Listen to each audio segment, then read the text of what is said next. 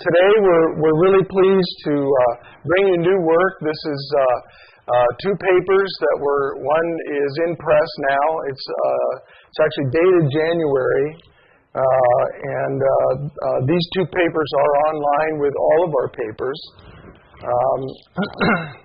I don't promote DSTRI enough, maybe, but we have a website, DSTRI.org. I think you can see it here on the bottom of our logo. I have a powerful pointer with me today, so it's low-tech, but I think it works. But everything we give away for free, so it's all on the website, all the published papers. And we've been publishing in Cambridge University Press, Microscopy Today. We have 6 papers in Microscopy Today, and the 7th one is about to be published, which you'll see today. And so we've had great success with that. Thank you, Lord. And now the contract for publishing Microscopy Today has gone to Oxford University Press, which is the largest academic publisher in the world. So our work is going to be featured in these two papers that you're seeing today in Oxford University Press. So we're thrilled about that. We're also thrilled about what we've been able to do with our laboratories, and I have a little video here that I'll play while we're discussing it. We've now conducted 33 laboratories around the country in 7 cities. Each laboratory consists of 20 college microscopes, and we fill it up with students ages 10 and up. And it takes on a life of its own. It's really kind of a living organism that starts at, we started up, and then it takes on a life of its own. We have the students are all sitting at their own microscope. They're given permanent specimens that we make in our laboratory. One of the things I think that's astounding is that we can keep making specimens for every laboratory. We make fresh specimens from the dinosaur bones of soft tissues for every laboratory. So if this doesn't prove conclusively that it is prevalent out there, I don't know what else to do. And this journal has asked us to prepare a paper for publication in their journal about our labs. So we've taught, I think, over 1,000 students in the 12 or 13 months that we've started this. They've sat at microscopes and looked at these things with their own eyes. They walk out completely different after the lab is over. So it's really a remarkable thing that's happening, and we need your prayers. We just got back from Las Cruces, which is what this ad was made for. Las Cruces is a horribly depressed area, more than you can imagine. It rips your heart out to see the conditions that border town is in as a result of what's happening at the border. It's a gutted out. It reminded me of pictures of Lebanon when it was gutted out. So that's right on our own border, and we found it to be a complete mission field. We had a plan to go there for 9 days, and we literally had to throw our plan out the window, didn't we? And start from scratch. But we had an amazing impact. We got to go into a couple of Christian schools and address the students directly in the school in their own environment. And it was really amazing. We didn't bring bones today. Normally we bring bones, but we had bones for all these students to handle, and they're just so excited to see it. And they told us later, both schools told us later, we could do nothing with these students for the rest of the day after you left. So that's the kind of impact we're going for. And so we find it to be a real mission field. These children are hungry for meaning in their lives. They live in a social world that is, I'll put it this way, the suicide rate for females aged 12 to 17 went up 52% in the first year of COVID, and it hasn't stopped. These kids need encouragement. They need a rock to hang on to, an anchor that tells them that God's Word is real. The flood was real. That's a graveyard out there. God keeps His Word, especially in judgment, but also in redemption. So you have something to hang on to. So it's really been exciting. The other exciting trend that we're seeing, which is against a major trend that's been in the world, and particularly our country, for the last 25 years is the loss of women in science. Things are not attracting women to science as a career. And we have a 50% participation rate, girls to boys, in our labs. That's 10 times the number that's reported in the literature. So we're very excited about the opportunity to write this up, this lab that is introducing students to microscopy and science, particularly females, in a secular journal. Because we think that might get us into some secular schools. Wouldn't that be exciting? Would you like to see secular schools hearing about and seeing with their own eyes dinosaur soft tissue that we take out of bone juice that we brought with us in a bag? We dissolve the bones and we make bone juice out of it. We transport that to the lab, and the last activity we do before the lab is over is we make a whole mount slide of that. We call it a wet mount. And they walk carefully over to the microscope and they put it down. We've already trained them on the microscope. They know how to use it at this point. Now they're doing their own discovery at their own station. I tell them, I'm going to race you, and I make my own slide. And before I can get to my microscope, students are going, got one, got a cell, got a nerve. They're seeing it, finding it with their own eyes. So we look at this as a rescue mission right now for these kids who need confidence, they need excitement, they need something to live for. They need STEM content. And this is certainly, it doesn't get any STEMmier than this, right? I mean, dinosaur bones and microscopes, can you think of anything more sciencey than that? I don't know. So that's the row.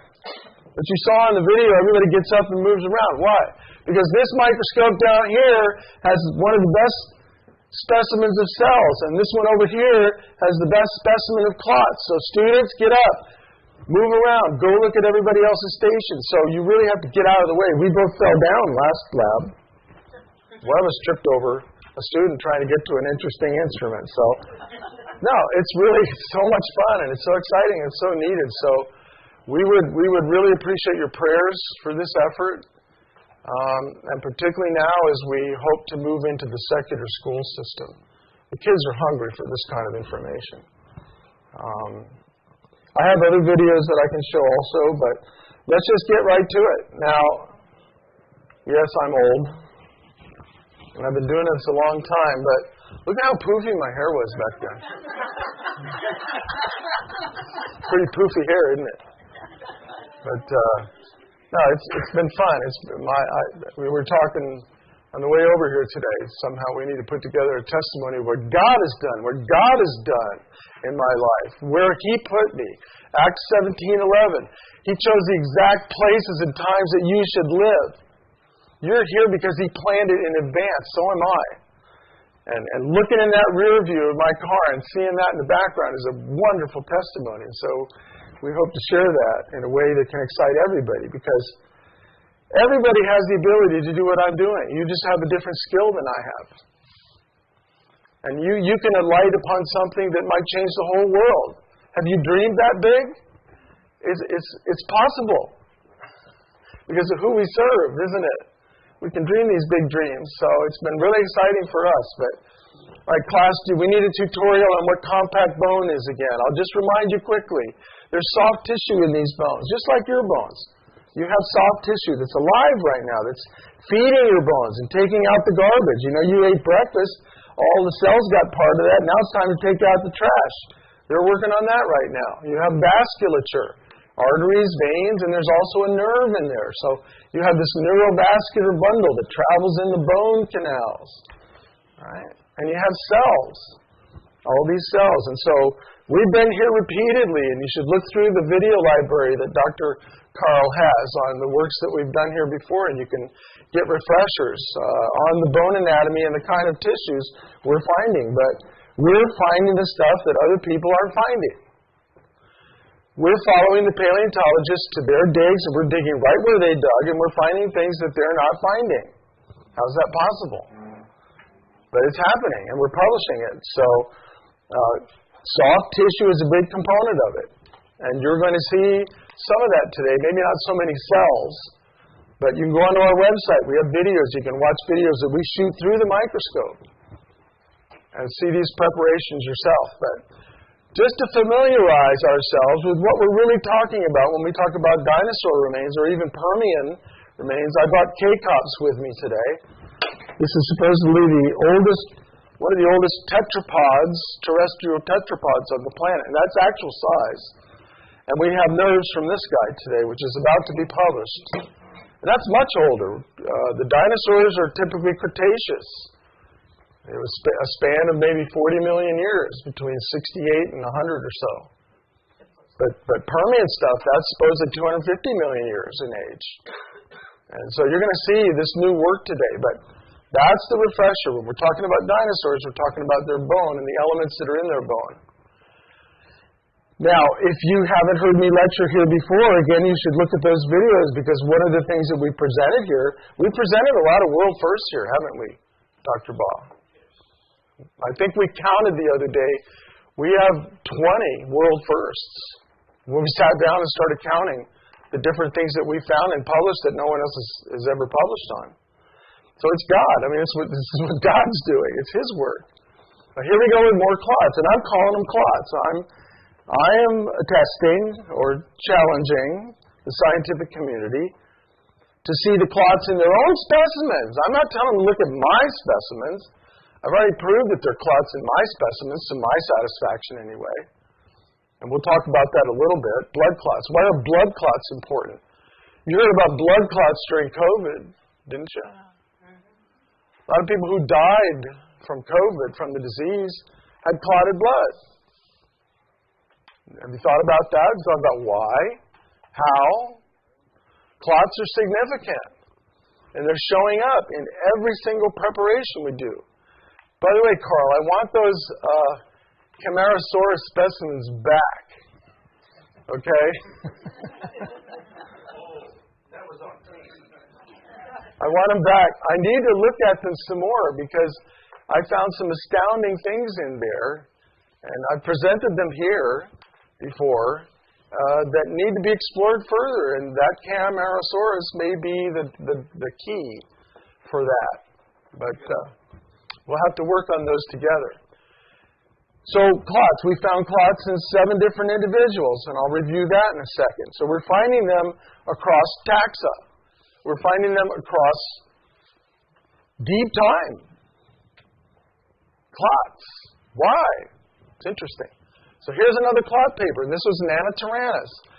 Now we chose this organism, Nanotyrannus lancensis. Why? It's controversial. It's a kite that's already in the air. So all we got to do is tie another string to it. And so that's what we did. We went hunting for Nanotyrannus. There are 2 schools of thought on this organism. One is, it's just a pygmy dinosaur. Jack Horner, that's just a pygmy dinosaur. Sorry, T-Rex, yes. I'm thinking ahead of myself. It's just a pygmy T-Rex, thank you. My staff is much more brilliant than I am. That's why I appreciate them so much. Just a pygmy T-Rex, just a little T-Rex. But there are anatomical features in Nanotyrannus that are different from T-Rex. For one, they think it ran 60 miles an hour. Now, it didn't do that. The T-Rex didn't do that in Jurassic Park, certainly. But this guy supposedly could. He also has different teeth and different numbers of teeth. But the teeth is diagnostic. How do you know you got Nanotyrannus? We got the tooth and the claw. You'll see those as we go through this presentation.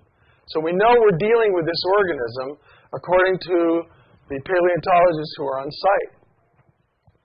So we collected in Montana several different bones at this site, which you're going to see, and we tested them for clots. Now, how do we do that? We have to thin section the bone. So we can't look at the whole bone. I mean, we can, and we've done experiments where we see clots coming all the way out to the surface of the bone. So we've seen that. Just on the outside of the bone, you can see the vessels that terminate at that surface. There's clot material right at the surface, and it goes all the way into the bone. How do we know that? Because we thin section them. And you can see these clots traversing the whole bone. And so here's a radius. This is a small limb element, very delicate. And we thin sectioned it, and here's a clot in that bone. You can see structure in here. You can see those black dots. Those are all the cells. Remember, we could go back to our original diagram. All these little dots in here are the cells. Here's one magnified. So these are cells. And this is a canal. That's a canal. It's an oval canal. They look round when you're young, but as you age, they change shape. Your entire skeleton is remodeled every 15 years based on what the cells do. They're busy fixing your bones all the time. So that's what you're seeing. You're seeing the cells surrounding the canal, and the canal is dark. I'm putting light through it in the microscope, but it's completely dark. Why? Well, I believe that's the clotted blood. And we invented, or didn't invent, but we took advantage of a special microscope called an ultraviolet microscope, and we're exciting the iron. So the iron in here is glowing, it's autofluorescing. Let me give you an example. Remember when Moses went up to speak to God on the mountain? He spent a long time up there. He came back down, and the Israelites did what? Moses. What did they tell him? Can't hear you, class. Put a veil on, right? Why? Because he was glowing. Cover your face. That's autofluorescence. Your skin, the proteins in your skin will glow if I irradiate you with the right UV wavelength. And so here's the iron saying, I'm here because it's autofluorescing based on the UV light. So this is the test. And this is now the 7th individual. So it's all in the literature. You can go on our website and download all the papers. So the radius, positive for clots. This was published last November. Here's a digit from the manus. Call it a phalanx. Here it is, cells around the canal. Here's the canal, just like our little diagram.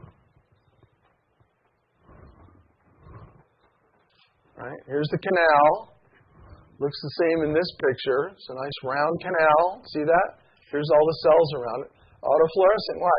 Clotted blood in the center of the canal. Here's, according to the literature, what we have to call a postcranial element, probably a limb bone. A lot of this stuff is shattered. We dig it out of a sand wall, but it looks like it was tumbled in a cement mixer. Everything's fractured, broken apart, separated. Sometimes you find well-articulated specimens, but where we dig in Hell Creek, not so much. They call it reworked. But positive for clots. Haversian canal. Canal is filled with the iron. Now there's a theory of preservation. How is this tissue still here? You might have asked yourself, how can these cells be here? How can these blood vessels? And it's all in our previous presentations. Dr. Carl has it all online. You can see it all. How can this stuff still be? What's preserving it? Is it frozen? No, because in Montana you have freeze-thaw cycle every year. Freeze-thaw, freeze-thaw. So it's frozen and refrozen every year. There are radioactive minerals in the ground, so it's getting irradiated. There's all kinds of predators, microbes, bacteria, insects, protists, worms. And I'll give you a little preview. We found living worms in these bones. I thought they were dry, dusty rock. Why would they have worms in them? Well, I don't know. You can tell me. So clots. Now clots are important. Why? Because it shows us how they died. How they died. Here's a postcranial vertebral element from Nanotyrannus, probably a tail vertebrate. It's rounded. Why? It's been tumbled like in a cement mixer. And here's a thin section. Remember, we're cutting a thin section. It's about half the width of one of your hairs. Cutting through and taking only that to examine. Here's a beautiful clot. And the clot adheres closely to the canal wall. Look at how butted up against the wall it is. And it doesn't leave the canal. You see it leaving the canal? They say the iron from the blood went out and it preserved all the tissues all around it. Well, I don't see it leaving the canal, do you? My UV microscope shows it all in place there. So, clots. Here's the ulna, another limb element. Positive for clots. Haversian canal, here's the canal jammed with a clot. And some pictures And these pictures, the clot is moving directly away from us, so it's a nice cross-section.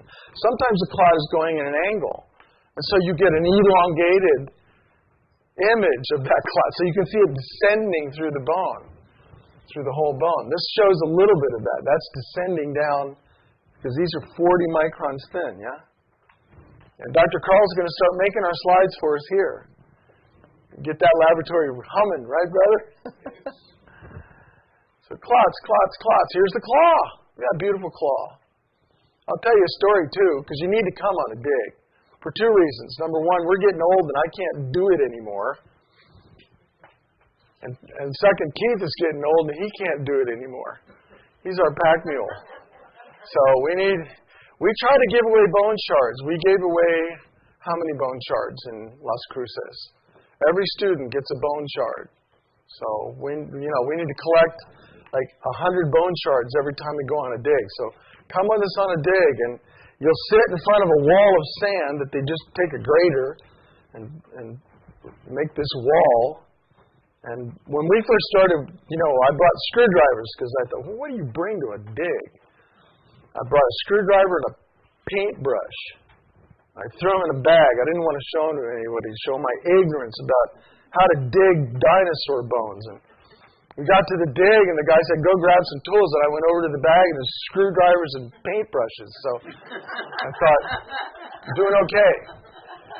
But we're digging with our paintbrushes against this sand wall and picking away because I didn't want to hurt anything. And Clayton Phipps, I don't know if you've heard that name. We were digging with Clayton. He was on the Discovery Channel. They call him Dinosaur Cowboy.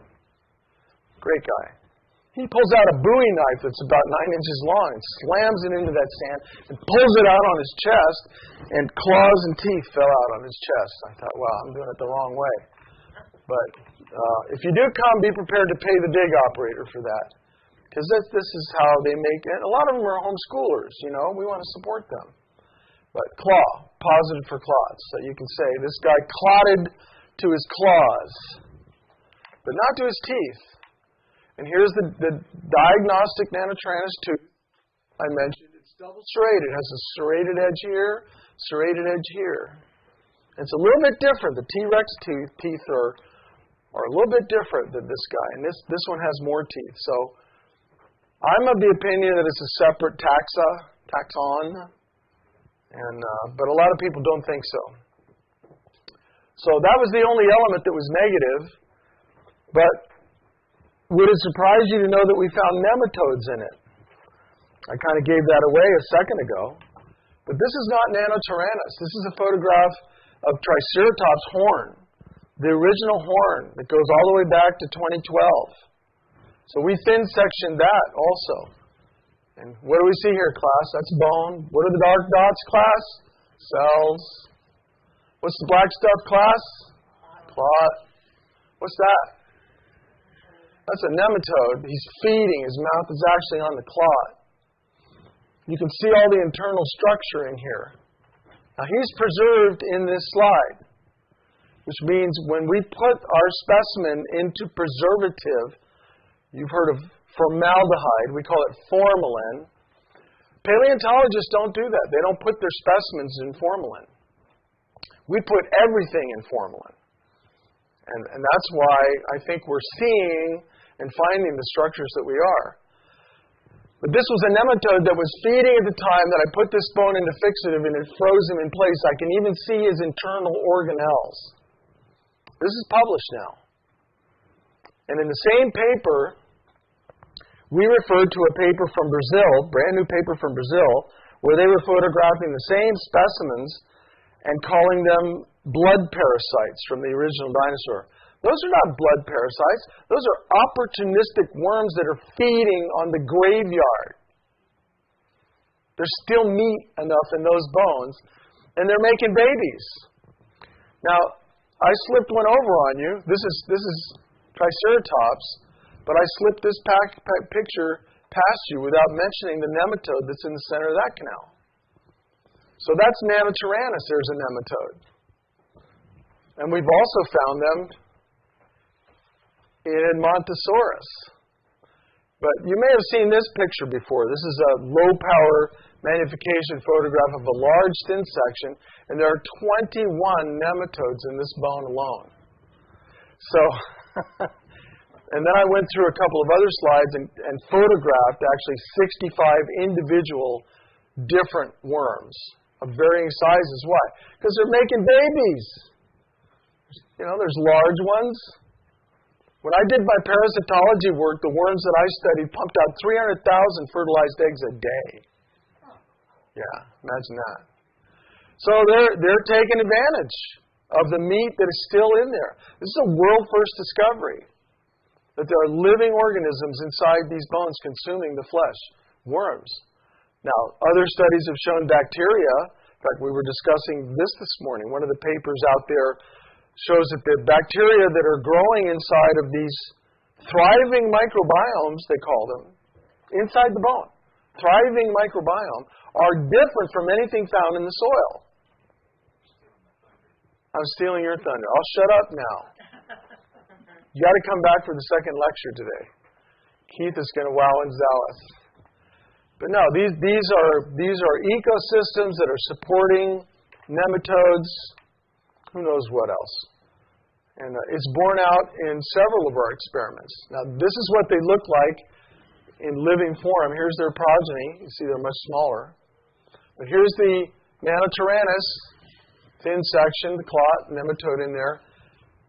Now, we dissolve these bones, as I've mentioned, and we pipette those solutions on the slides, and here's a nematode that came out of that dissolving experiment. So I actually flushed one out of the bone while I was dissolving it. What we're trying to do is encourage them out of the bone. So we're learning how to plate out auger plates to put these specimens on and to coax these nematodes. Can you imagine if we got a picture of worms crawling out of a dinosaur bone?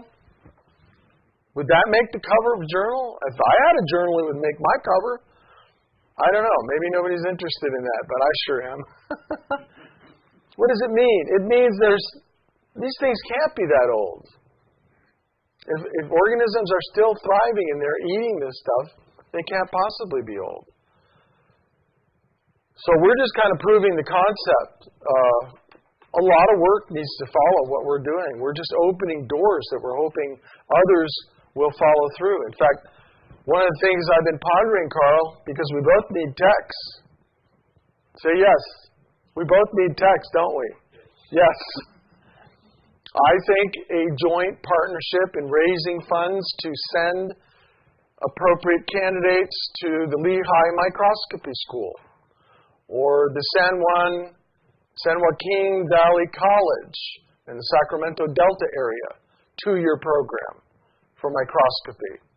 What if we select candidates for that?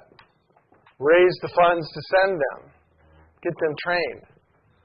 That would be useful. Because there's so much more work to do, and we can't possibly do it all. Okay, back to the clots. So I'm saying these are clots. I'm saying this is the result of the animal's death. Because there is a known condition, well, several terms for it.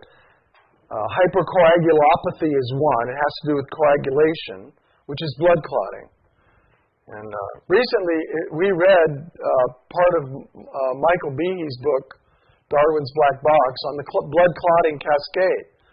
And I'm going to have Ruth come up and expound exponentially on how complex. No, she's not. But pretty complicated, wasn't it? We barely could understand all of the proteins and cofactors that come into clotting. It's a highly engineered system. But it is telltale if you drown. When you drown, your blood clots. If you stay dead from drowning, your blood is clotted for the duration until your decay is finished. And so, if you're rescued from a drowning event and brought into an ER, and they're trying to resuscitate you, if they get your heart pumping again and you're breathing again, oxygen going through your system, now you're bleeding out. You bleed out. Why do you bleed out? Because all the reactants that were used in that one-way coagulation cascade are used up. So it's going the other way now. I've said this how many times? Last time in Las Cruces, I stood there and said, ask any ER physician. And there was an ER physician in the room. And I didn't know it till he came up to me later and said, good talk. So my contention is these are clots. These organisms drowned. And the telltale sign of how they drown is in the clots that perfuse their bones. And so we found them in all these different individuals.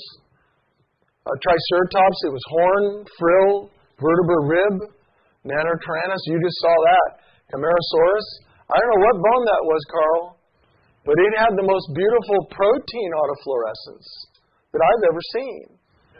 So we want to investigate this more. This, I think, has good future.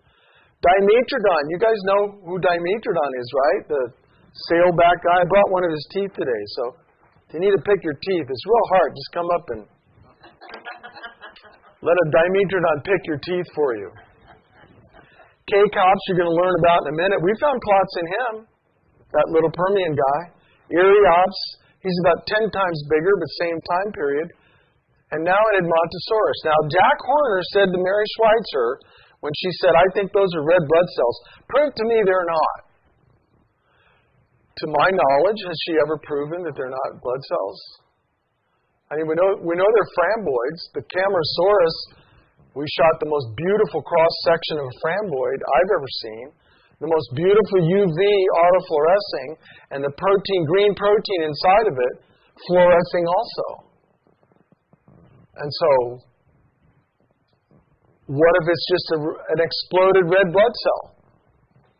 You know, it's got iron, it's got oxygen, and it's got protein. That's what blood cells are made out of.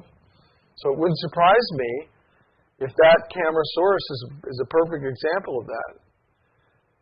But how do you prove that this is not a clot? Well, I think we've proven through the UV that it is a clot because it lights up. When you hit it with UV, that's the iron saying, yeah, I'm here, and I didn't leave. Look at how tightly bound I am. Why am I not diffused? If I fell over and died, which is the way they paint it, walking along a river, just fell over and died, happened to fall in a river, and got buried somehow. Your blood pools to the decumbent part of your body, closest to the ground. But we're finding clots throughout. So they drowned before they were put in place. And so another experiment that we're hoping to do is we're trying to find the finest grain iron filaments that we can, maybe 40 micron size we've found now, which might work on this picture. A grain would probably be maybe like that big. But what if we can magnetize those? What if we can magnetize this and put grains on it? Would they all orient north and south? That'd be a fun experiment, wouldn't it? So that's one we're working on. If you have suggestions, we're all ears. But we believe we found clots now. We believe we found how these organisms died. The next question is, when did they die? Right? Those are the two questions we're trying to answer, aren't we? How they died, when they died. Was it 6,000 years ago, 4,000 years ago, 10,000 years ago, a million years ago? That's the question, right, class?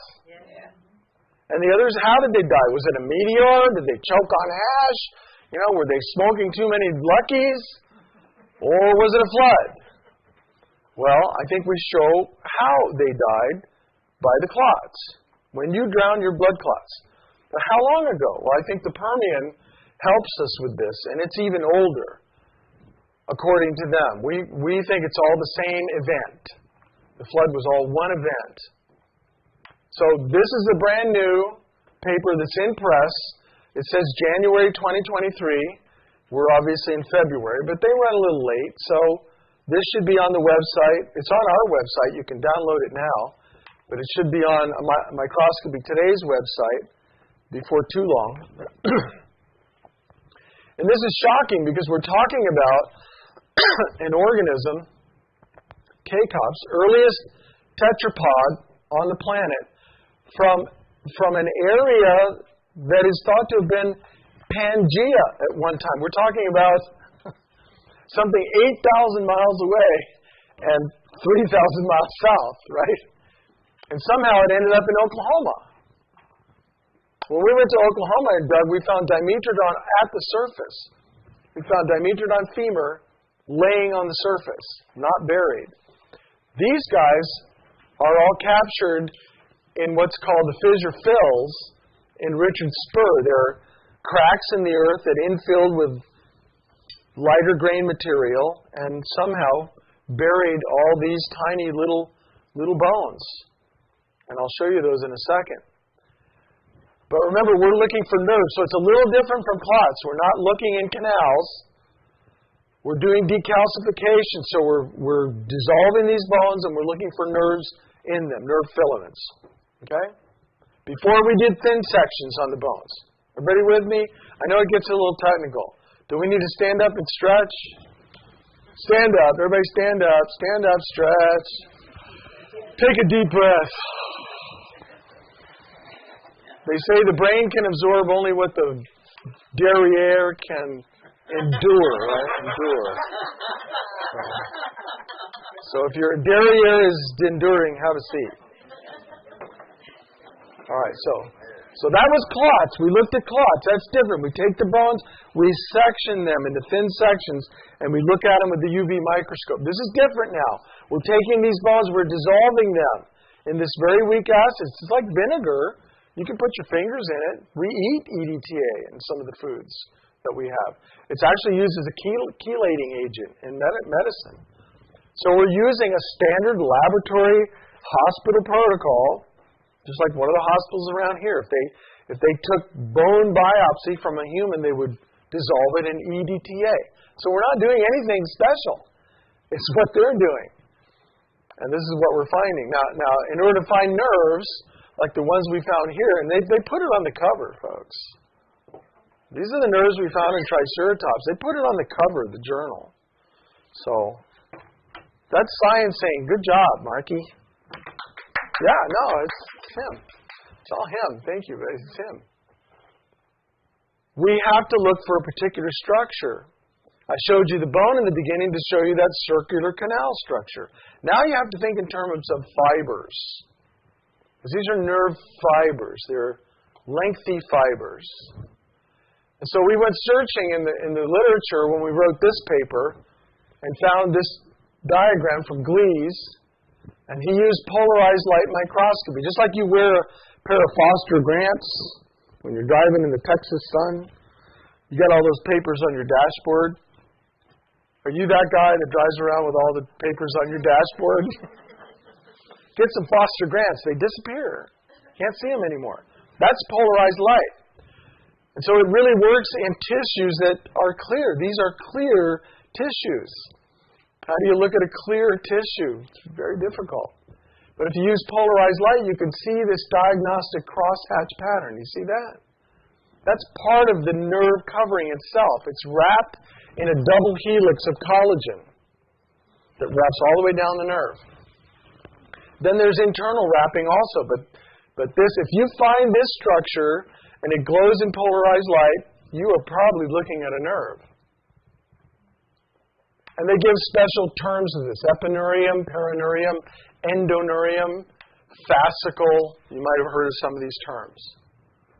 And so this is what we want to go hunting for. And the axons, well, actually, these are the fascicles. The fascicles are these little spaghetti strands that go through here. And inside a fascicle is up to 100 axons. Yeah, the terminology gets deep pretty quick. But that's the structure we want to look for. Now, we proved this out, and we used an avian model in the beginning in this paper. We said, well, they say dinosaurs and birds are related. Let's use a bird. Let's use a chicken.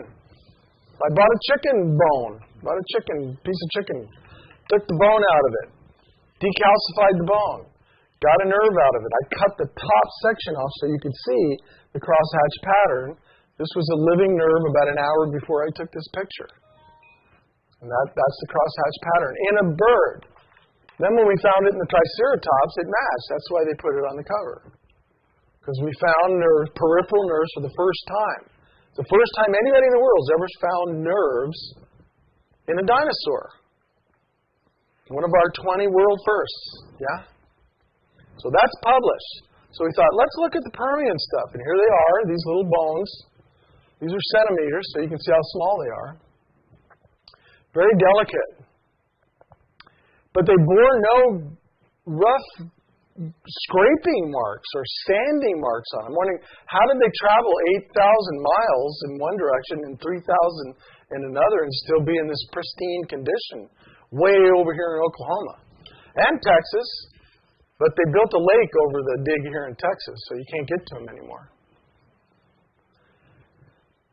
But these specimens were supplied to us by Bill May from the Sam Noble Oklahoma Museum of Natural History.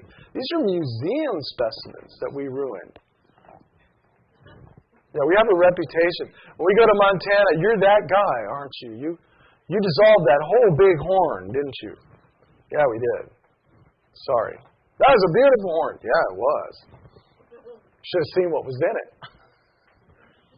But these are these tiny little bones, and we destroy them. We put them in decalcification. But it was interesting because this is under liquid. This is under decal liquid, and it's all clear. Normally it gets all cloudy when we decalcify our bones.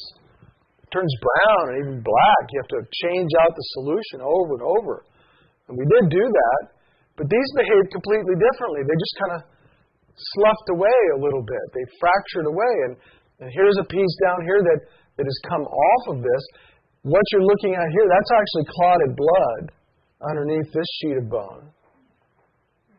And so it just sloughs off in little sheets, and when you magnify on the bottom side, you see these little things that look like a string of pearls. That's a nerve filament laying on the inside of a Permian bone. It's how old, Carl? 220 by standard interpretation. Million years. 220 million years. If you could live 1,000 years on this planet, first of all, would you? But let's say God says to you, you wake up one day, God says, guess what? You get to live 1,000 years on this planet. Really, God? Yeah, I'll strengthen you. You'll be okay. The end comes, 1,000 years comes, and God says, guess what? You get to do it again. Really? I do that, 29,000 times? To get 290? I'm bad at math. Somebody figure out the math. But imagine having to do that just 200 times, right? 1,000 years. It's time that we can't even comprehend. So why is it still here if it's that old? And I'll show you the magnified pictures. This is low-power dissecting microscopy. Now here's a piece of the bone. So when all this peels off, this outer cortical bone, and you expose the inner cancellous bone, see all these holes in here? This is where the bone marrow was. What's that? That's another one. Look at all the curves in it. Why? It's going through all these different canals. So I can literally decalcify these bones for a week and pick nerves out of them with fine needle forceps. And you end up squishing them. I'm going to show you a picture of where I actually held the nerve to transfer, because I got to put these through different solutions. I can't see them with my eye. So I have to collect them with a very fine needle forceps and hope that it's in the next vial that I go to. So I put it under the microscope, make sure it's there before I move to the next one. And I got to go through all these steps with that until it's stabilized. Why? I want to put it on a permanent slide. If you look at the inside of the bone where there was hollow shaft, you see fool's gold, pyrite. Pyrite is made of iron and sulfur.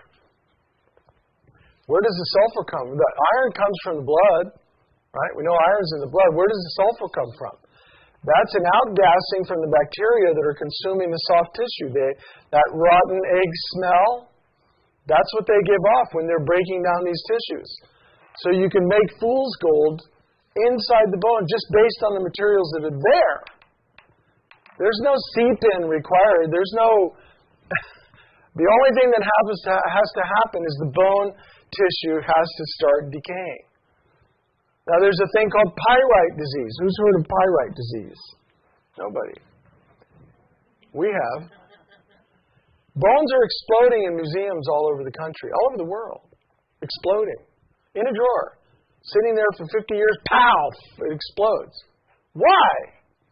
They don't know. They're pulling their hair out. We've got pyrite disease. How do we fight it? Well, first of all, put it in formalin and kill all the bacteria that are in there, still eating the soft tissue and making the gas, which makes the pyrite, which explodes. Yeah. Why didn't I think of that? It's common sense, isn't it? And they don't even see it. They're freaking out over their pyrite disease. I kid you not. There's papers on it. What do we do?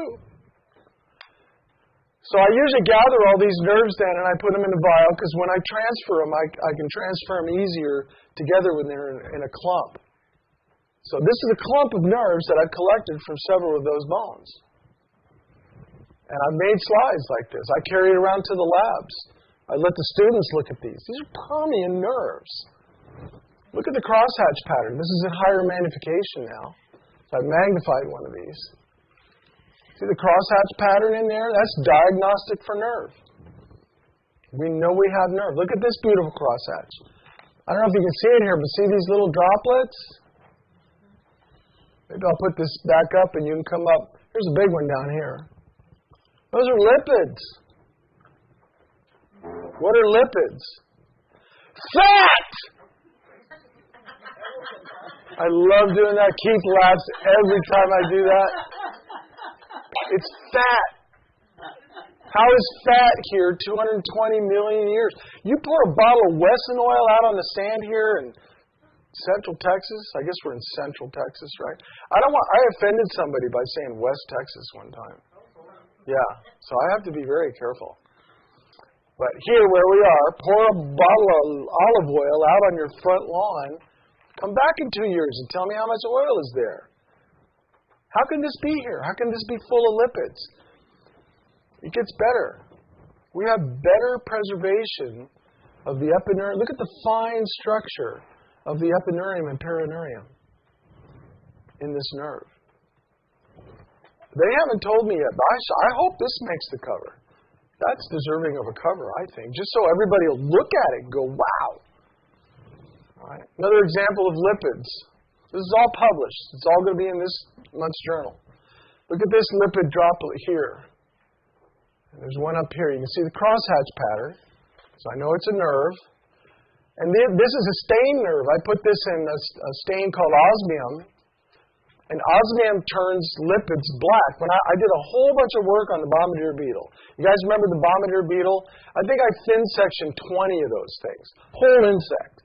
So I got boxes of slides that have never been examined. But one thing I noticed was the lipid bodies that were around the reaction chamber. Right? Because the bombardier beetle makes a reaction, doesn't it? Read up on it. It's really a cool insect. It shoots out an explosive gas of, steam, which is water, hydrogen peroxide, and another compound, which I can't remember, at 212 degrees Fahrenheit. That's boiling. It shoots it out boiling. Wouldn't you like to do that? I don't know. You'd probably lose friends. But lipids always stain black in osmium, so they're behaving like a lipid by taking up the stain. They're behaving like a lipid by being able to pressure squeeze them out of the nerve. I put pressure on the nerve with the microscope, and out comes the lipids. They're behaving like lipids behave. Here's a picture here. You can see the crimp point. That's where I crimped it with my fine needle forceps, right? You see that little string of bubbles coming up here? That's not air. That's lipid drops following each other up to the surface. If you come up close, you can see the trail comes all the way up to here. So we have prima facie evidence of lipids in remains that cannot possibly contain these lipids. It's impossible for this to be here. Now, one thing that's really exciting is we've gotten the attention of a really cool forensic scientist on the East Coast who's been somewhat vitriolic of soft tissue work. And I kind of did the same thing for him as an educator because when he published a paper, I said, wow, you missed 6 papers of ours that you didn't publish. That affected him. He emailed me back and he said, I took your advice and I read all your papers and a bunch more, and then he published a more comprehensive paper recently. And you know what? He couldn't argue our work.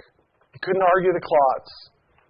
And he couldn't argue against the nerves, and he certainly couldn't argue against the lipids. So what has resulted of that is a friendship between us. So we're cultivating a really cool relationship with a neat forensic microscopist who could open doors for us that otherwise might not be available. So you see how the Lord works? A little honey goes a long way.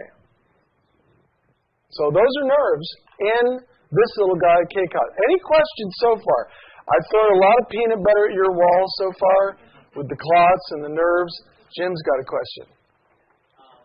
What's the critical response to this? They ignore you, or they come back with possible scenarios, or what do they do? Well, we don't look for the arguments, and we don't really respond to the arguments other than to say, publish your results, please. And your argument is really with the journal, not with us, because they're publishing the work.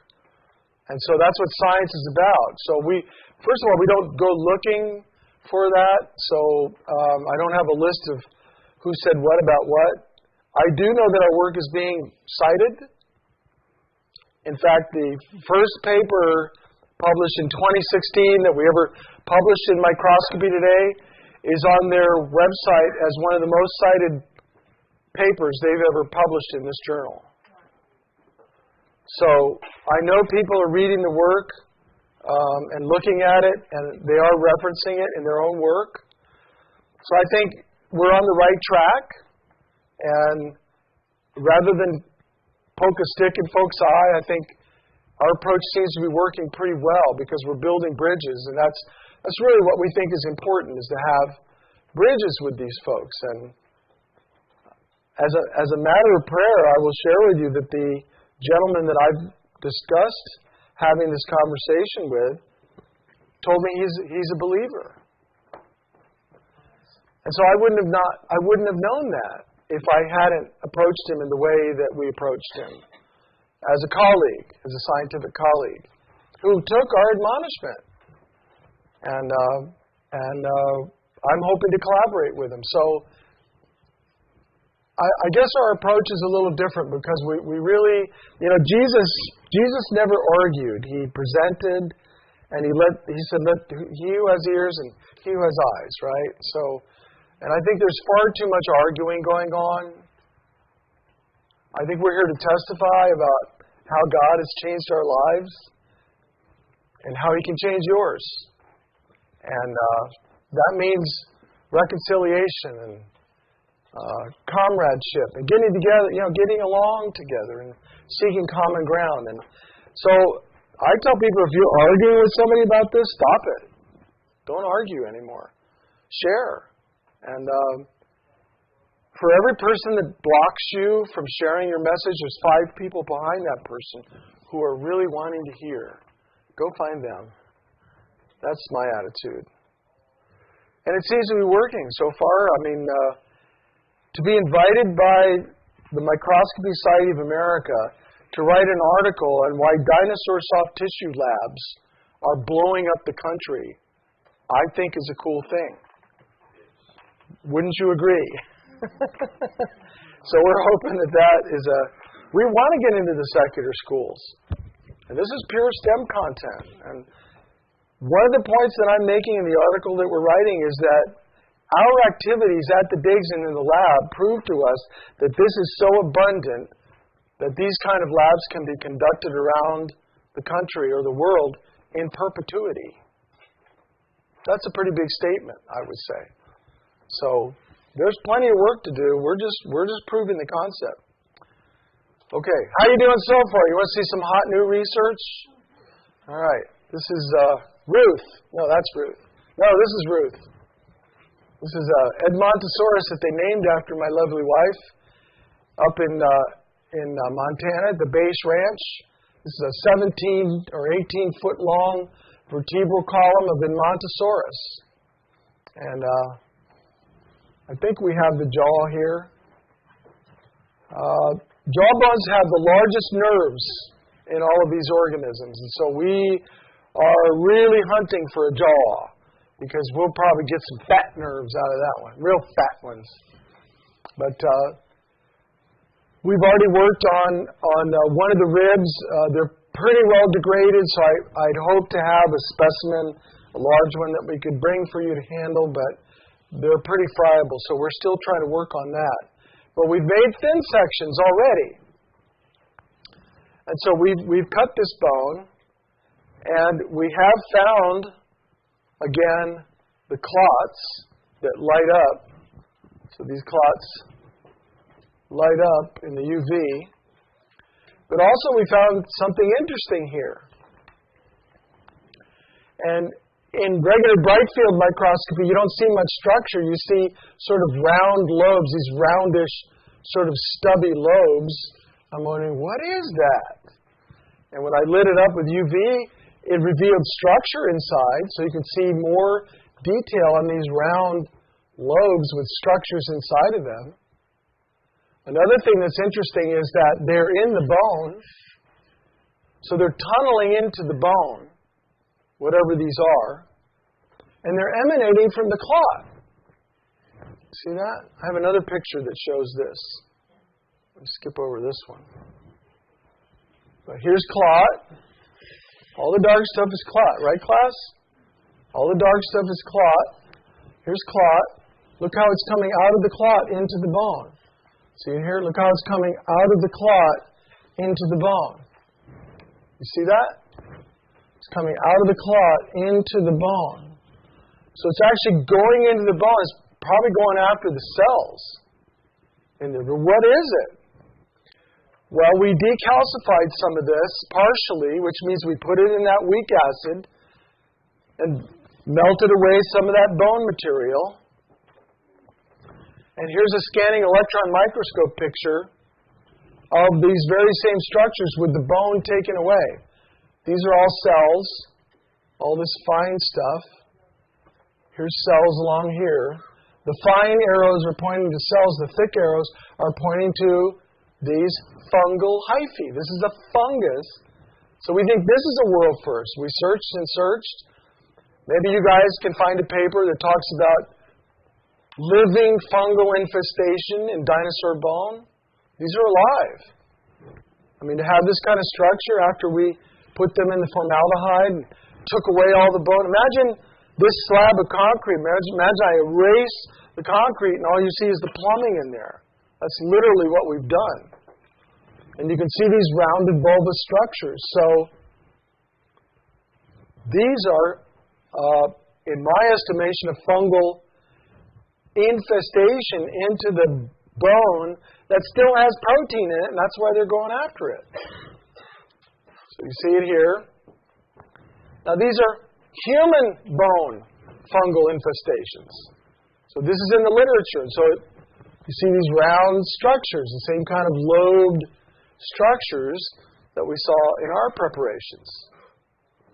Same kind of lobed structures. So we think that's a world first. We're anxious to publish on that. But how else can you be sure that these are fungal hyphae? They're called hyphae in plural, hypha, singular, because they have cross walls in them. You can apply a special stain and use a fluorescent microscope, and these cross walls called septi show up very vividly. See that? So that was a living fungus that I grew on a piece of bread. It's really easy. Just wet a piece of bread and put it in your sock drawer and close it and don't go there for a month. Mom, I'm doing an experiment. Dr. Mark said. And take that stuff out and put it under your microscope and stain it with this stain. It's called mycoval. Well, I did that on the bone. And so here's my result. What is this, class? That's a canal with a clot in it. Look at how it's going down into the bone. See it? You see the depth of the clot. This is all bone mineral. And here's these structures over here.